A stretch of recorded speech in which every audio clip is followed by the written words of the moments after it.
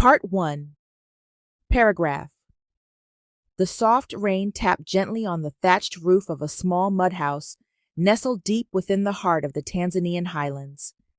Inside, Mama Zawadi sat silently beside the hearth, her arms wrapped around her little girl, Nima. The fire flickered, casting long shadows on the cracked walls, mirroring the broken pieces of her heart. Her husband, Juma, had not returned home in days. The villagers whispered. Mama Zawadi already knew the truth. Mama Zawadi once believed in fairy tales, but life had rewritten her story in ink made from sorrow. Juma used to bring laughter into their home, singing while he fetched water or dancing in the fields. But all of that had changed ever since he met Halima, the wealthy city woman who visited their village in a shiny black car. Juma began to disappear more frequently, first for hours, then days. He returned with the scent of perfume and city dust clinging to his skin. He no longer looked Mama Zawadi in the eyes. One evening, he didn't return at all. Instead, word came through the grapevine. He had moved to the city and married Halima. Zawadi didn't cry. Not at first. She went to the fields the next day, carrying Nima on her back as she dug through the earth with bare hands. Her tears mixed with the soil, but she kept working. For Nima. Her daughter was her whole world now, and the world had already taken enough from her. Days turned into seasons. Mama Zawadi grew leaner, her arms stronger, her eyes more silent.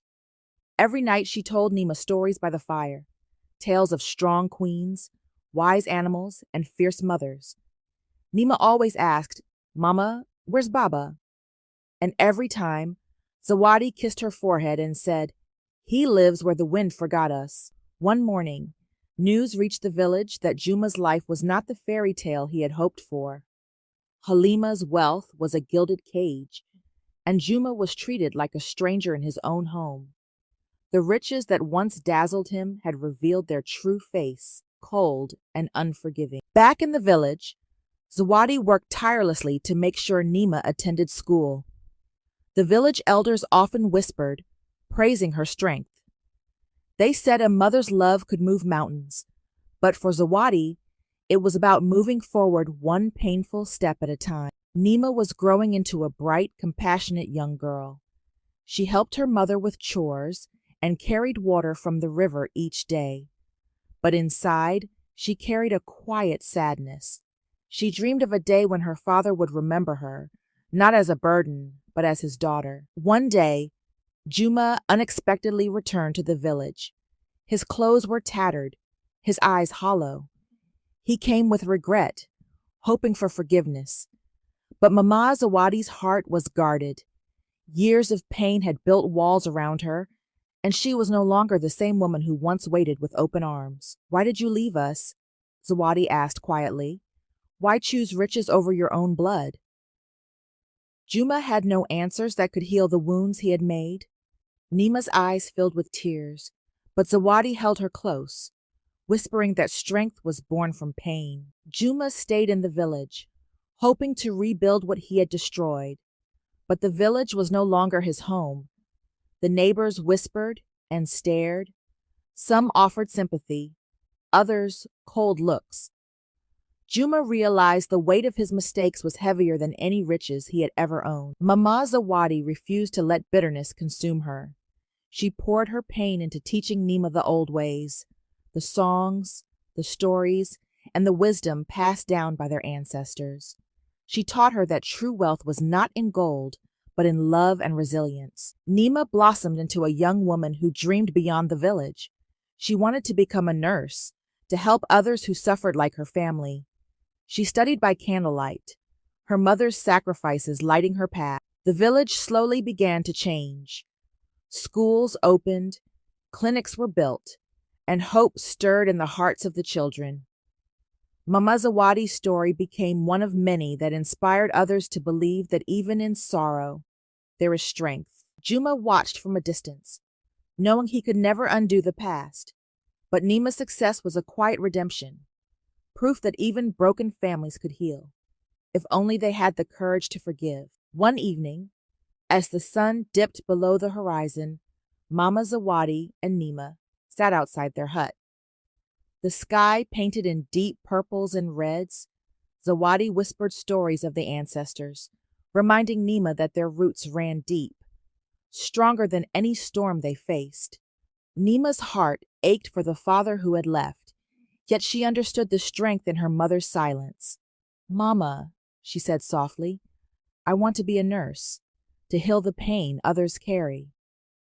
Zawadi smiled through tears, knowing her daughter would carry their legacy forward. With every passing day, Nima studied harder. The village watched her progress with pride and hope. She became a symbol of resilience, the living proof that heartbreak could be transformed into healing. The years brought change and healing. Juma sought forgiveness one last time, but Mama Zawadi's heart had finally found peace, not through his words, but through the strength she found within herself and her daughter. Nima graduated as the village's first nurse. Her smile was bright, her spirit unbreakable. She held her mother's hand as they walked into a new chapter, one filled with hope, healing, and the promise of better days. Mama Zawadi's eyes glistened with tears as she watched Nima care for the sick and the elderly. Every gentle touch was a testament to a mother's love that had endured loss, betrayal, and hardship, but never faded. Juma, now a shadow of the man he once was, observed quietly from afar. He had lost the warmth of a home, the laughter of a child, and the respect of a woman who had given him everything. Despite everything, Mama Zawadi chose forgiveness, not for Juma, but for her own peace. She understood that carrying bitterness would only weigh her down, while forgiveness would set her free. The village held a celebration for Nima's achievements.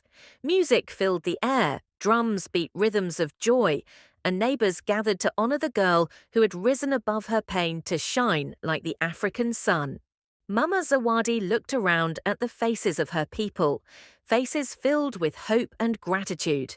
She knew their story was no longer just about loss, it was about survival, strength, and the unbreakable bond between a mother and her child. Years later, Nima stood at the edge of the village, looking toward the horizon. Her mother's teachings echoed in her heart: strength, love, and courage. The road ahead was long, but she was ready to face it, carrying her family's legacy with pride. Part 27. Paragraph. Mama Zawadi sat quietly in their home, her hands folded in her lap.